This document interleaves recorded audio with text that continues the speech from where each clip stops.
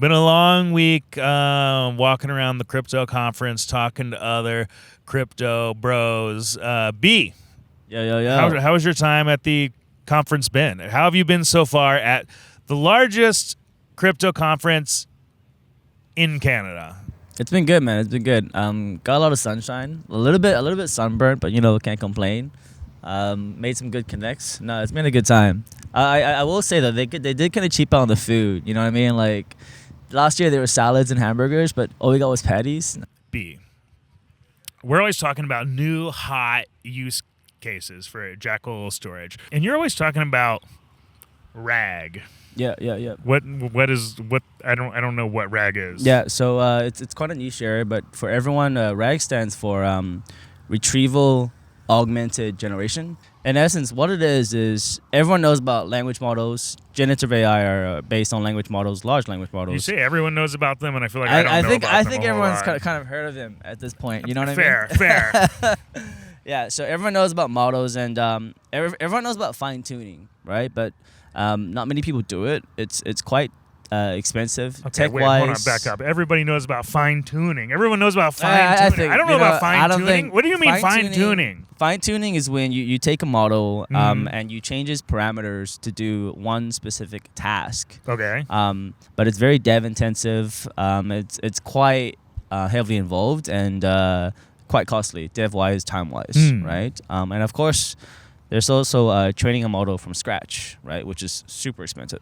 To use large language models, to use their power for really lightweight, fast applications. Think like all the power of ChatGPT, but not localized to one niche area. So how it works is... like, are you saying like localized to one niche, like knowledge base? Like, yeah. This LLM just is really base. good at recipes for Italian food. Is that a bad example?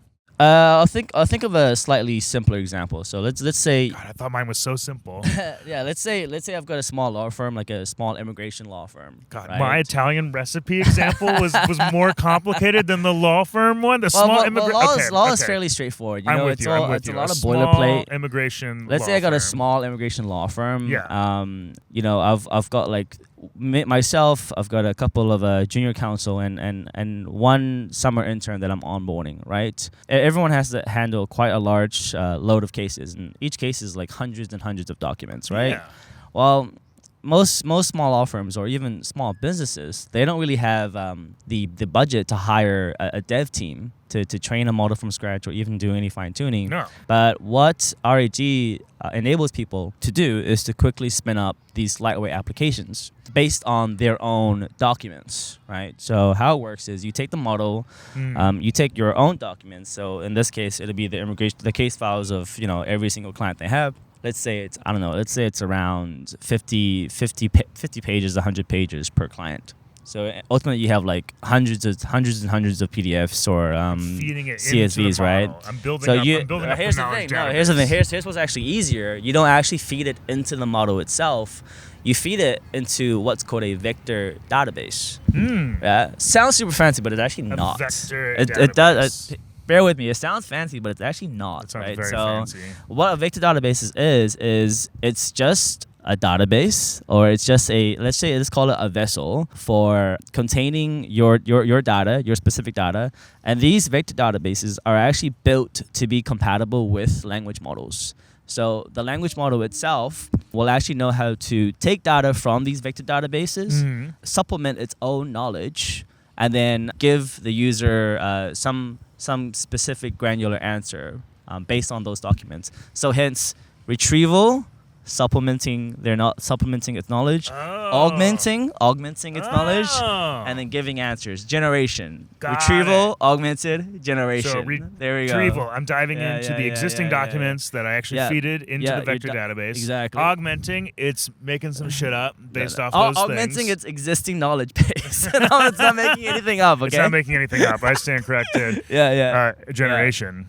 And then generating an answer. Is that the part when it makes stuff up? That's the part no. Generating an answer is the point when it's taking that data, and it's answering the user's query. So let's say you want to get your new intern quickly caught up on like let's say a specific client visa application, then that's the perfect use case for it. Well, so let me ask you this. You're telling me a lot about RAG. Telling me a lot about retrieval-augmented generation. Why are RAG and Jackal friends? Yeah. So here's the interesting thing, right? So I have some friends here in Canada. I don't know if you guys have heard, but Seneca College. You friends other than us, B? Yes, I have friends outside of you guys. Okay. I don't believe it. I have a life. Okay, I'm cool. I don't believe it. You dorks. Whoa! Don't. Can I swear?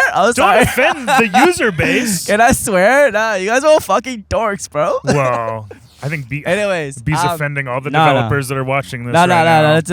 Let's be serious. Okay. A friend of mine, everyone kind of knows the Seneca College. It's the largest polytechnic, actually, the only and largest polytechnic in all of Canada. It's a really, really big secondary institution. I've got a friend who's actually who's in charge of generative AI adoption for that institution, and they're working directly with Microsoft to develop a specific pilot project for the school. These got friends at there hasn't been anything public about it yet, but I will say, and I can't say much, but I will say that privacy is a big issue, and a lot of these, which is where Jackal's at. You see a lot of these new guys pop up, right? And they offer an easy API to fine tune your model, right? Mm-hmm. And then easy API. Well, let's say I'm gonna give my data to this third party. They're gonna take it. We don't want to do here at Jackal Labs. We don't like that. Let's be real. This is hypothetical. We don't really know where they're storing that data. We don't really know what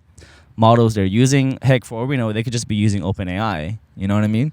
We probably don't want to be uploading sensitive data to these we kinds probably of don't want to things. be uploading sensitive data to these third parties that are moving fast and breaking things, right? As we say, because the regulation is slow to catch up. And right now we're kind of in a space of move fast, and build up as much hype as possible. But everyone's kind of unsure of the regulatory landscape and data privacy. That's kind of how it's been for a long time. Not just in tech, but in the legal field especially. So there's a lot of hesitancy with these new third-party providers and giving away sensitive data to these guys. So that's where Jackal kind of comes in.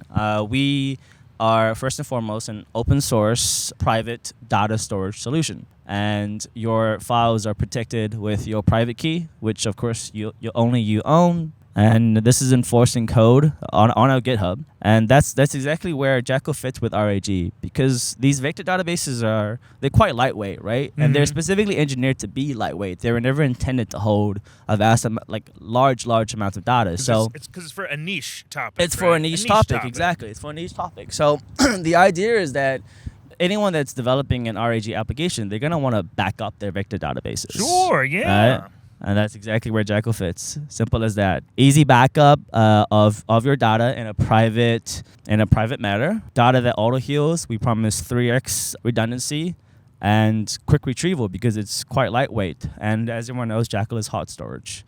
Now, the model itself can run on GPU. So let's say a small business can run a model on GPU, right? So, everyone knows just like a couple 4090s in a tower or something like maybe that. A bit more than that. Okay. Maybe a bit more than that. But your local model can run on GPU on your own servers, and you could back up your vector databases on Jackal. It's fast, it's lightweight, it's private, and that's exactly where we fit into the RAG story. So just to kind of cap it off, there's two teams that are really making big waves in the space. There's the Langchang team, and then there's the Llama Index team. Both teams allow you to kind of control your entire RAG pipeline from scratch. Mm-hmm. So you can swap in, swap out models, swap in, swap out different vector database providers. And there's actually even an open source vector database called ChromaDB, 100% open source. And anyone can develop with them and kind of use that in their RAG pipeline. So the ultimate vision for Jackal is to have an initial POC that is going to be built with ChromaDB, open source ChromaDB for the vector database, and then Llama Index for the document ingestion, and then the connectors to the LLM, and of course like the question answer engine.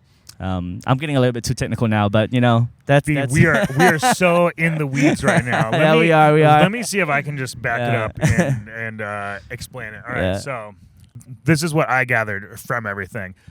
If you're trying to make a niche vector database, if you're trying to use some LLMs, you can upload all your shit to Jackal. You don't have to worry about anything happening to it. You know your data is Safu. Yeah. And then you can just rag it up. Yeah, for if you're trying to utilize a large language model for a specific niche application, you can back up the data that you use in your RAG pipeline with Jackal. Quick backup, quick retrieval, and it's fully private and it's all yours. We don't see it ever, and that's guaranteed in code. And this is why we can use it for any kind of fun, data-sensitive shit that you need. Any private, sensitive data use case, essentially. And we're really excited to explore this in the coming months.